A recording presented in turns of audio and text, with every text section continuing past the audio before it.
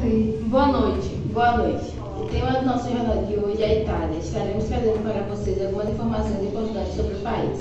Reunimos algumas informações essenciais para trazer para vocês.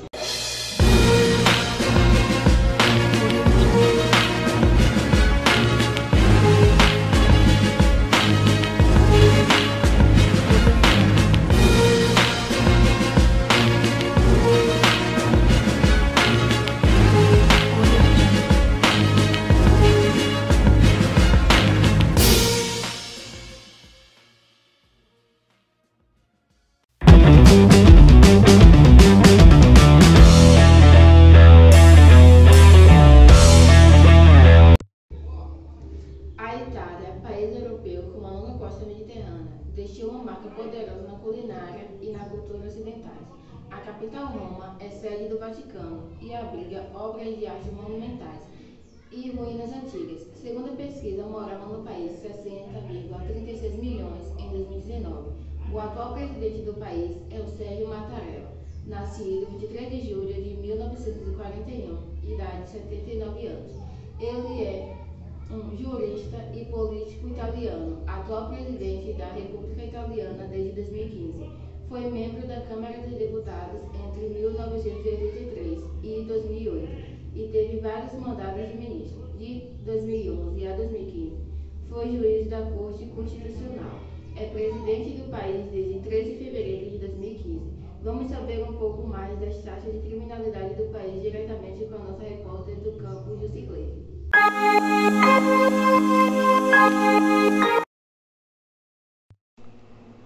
Boa noite, Vitória. Boa noite, Andresa. A taxa de criminalidade na Itália. Na Itália é a maior parte moderada, sendo apenas o problema de corrupção e soborno. São os níveis mais altos no país, até o problema de crimes violentos como assaltos à mão armada. São os menores no país. No país, algumas cidades têm índice mais que outros, mas a taxa moderada a elevada são os mesmos para todos os países, como a cidade de Catânia. É a cidade número 1 índice de crimes, com 61,96. É com vocês aí no estúdio. Obrigada, Jucicleide, pelas informações. As comidas típicas no país. As massas italianas são muito famosas. No mundo inteiro existem variações das massas, sendo também uma paixão nacional na Itália. Algumas bem conhecidas como pizza, ravioli, espaguete, lasanha e risoto. Uma das comidas que os italianos mais comem é o piatto, geralmente com massas como macarrão, espaguete, lasanha ou risoto. Algumas tradições da cultura italiana são bem conhecidas pelos brasileiros, ligadas especialmente à culinária ou festas religiosas. No entanto, descobrimos tanto outros costumes interessantes. Em relação ao Brasil e aos outros países europeus, veremos algumas dessas tradições com o nosso repórter do campo, Rivaldo Ribeiro.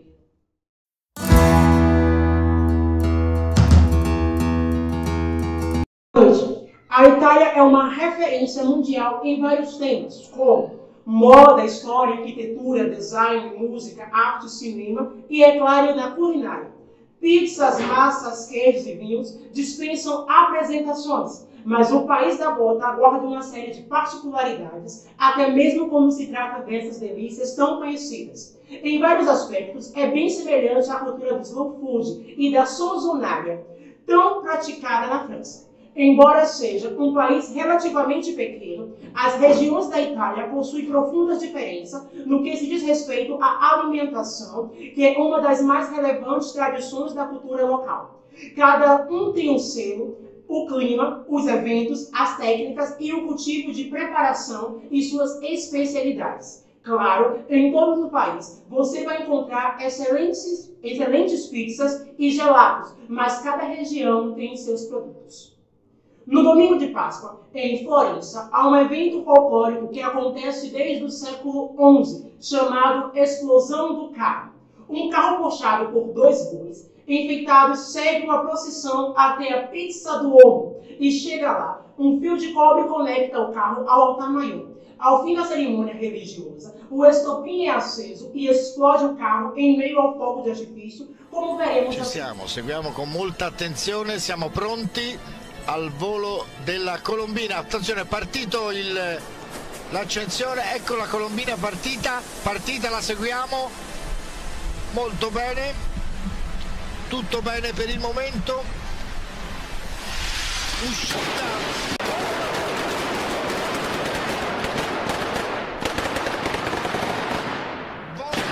Esplosione del carro, ritorno all'interno.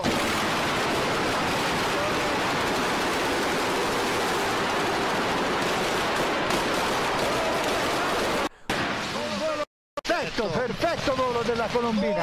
Auguri Firenze, auguri, è stato bellissimo questo volo. É interpretado como sinal de um mau ano que está por vir. È veramente eccezionale, un volo perfetto Filippo. Tutti, il volo è perfetto, siamo tutti contentissimi. Buona Pasqua. Volo perfetto Sabina. Un volo completo della Colombina, quindi speriamo davvero che sia bene.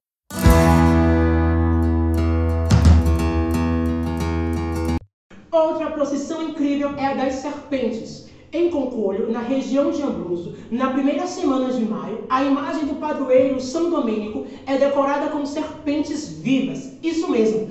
E outras centenas de pessoas levam mais serpentes nas mãos na caminhada. É com vocês aí no estúdio. Religião. A principal religião do país é o catolicismo romano, mas são praticadas muitas outras, como catolicismo, ortodoxo, protestantismo, testemunho de Jeová, judaísmo, islamismo, budismo, sikhismo e hinduísmo. A Igreja Católica Romana tem sido a religião dominante na Itália há mais de 1.500 anos. A reforma teve pouco efeito, exceto em pequenas áreas no norte. Ainda hoje, a maior parte da população italiana pertence à Igreja Católica Romana.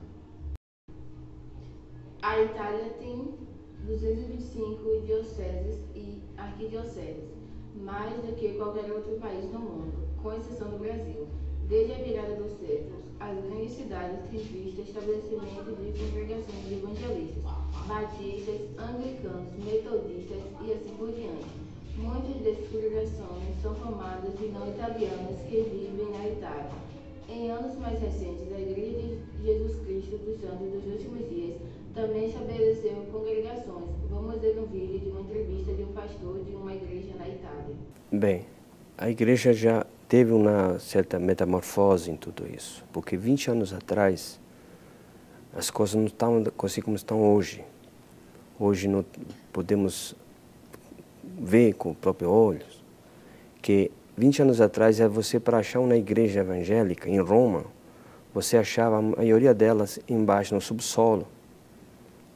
Escondidas. Podemos fazer uma comparação com a igreja da época das catacumbas, porque eram todas nas escondidas. Era difícil achar uma igreja.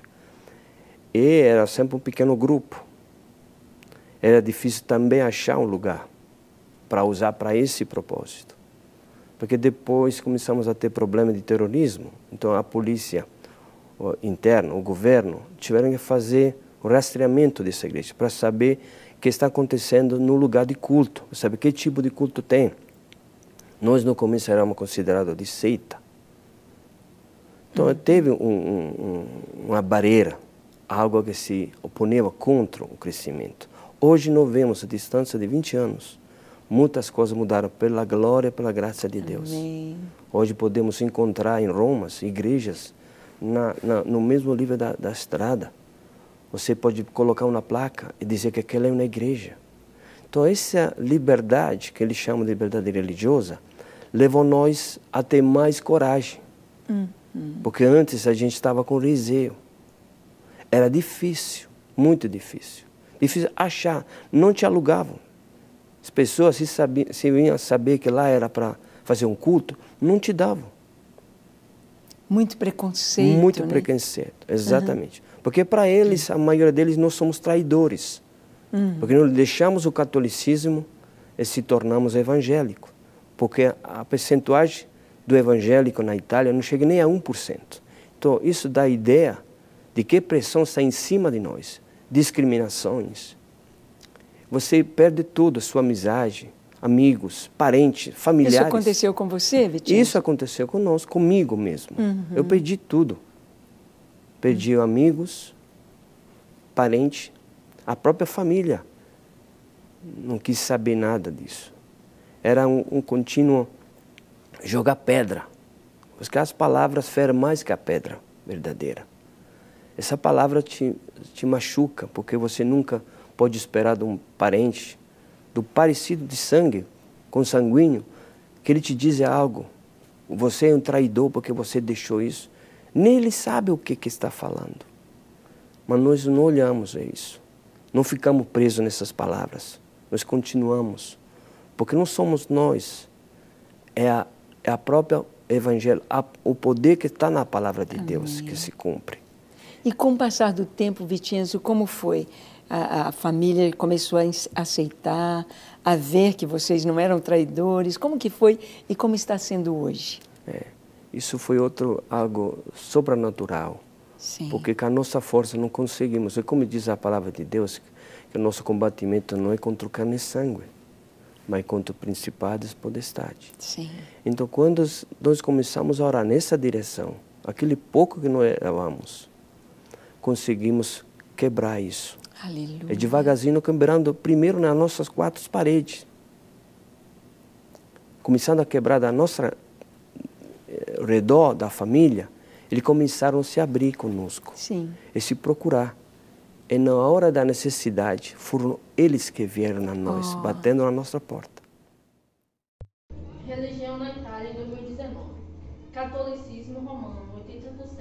Sem religião, 13,8%. Islamismo, 3,7%. Outras religiões, 1,0%. Judaísmo, 0,5%. Protestantismo, 1%.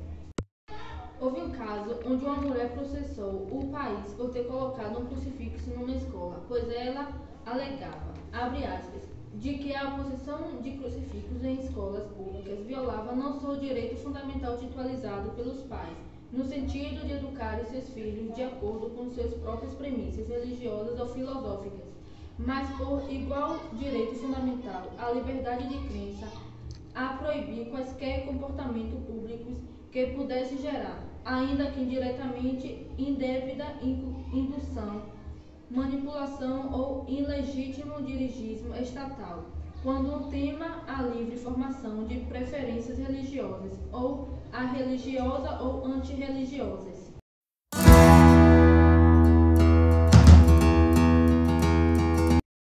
Atualmente no país, todas as religiões têm liberdade de expressar e adorar os seus deuses, da forma que desejar, mesmo que no país a religião predominante seja o catolicismo.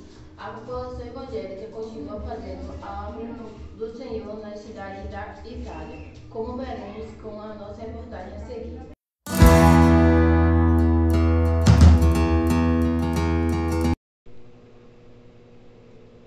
Na Itália, a região protestante possui 725 milhões de membros, que é 1,3% geral na população.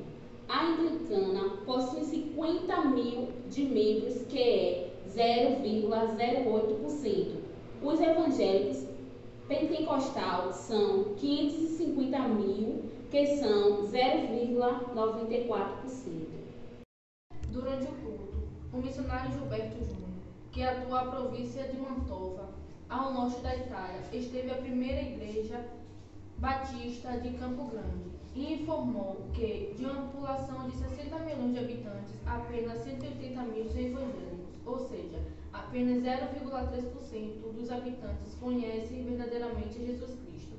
De acordo com o missionário Gilberto, que esteve acompanhado por sua esposa Priscila Bustos, a situação nos campos italianos é extremamente complicada devido à pouca quantidade de pastores que possam colaborar no trabalho.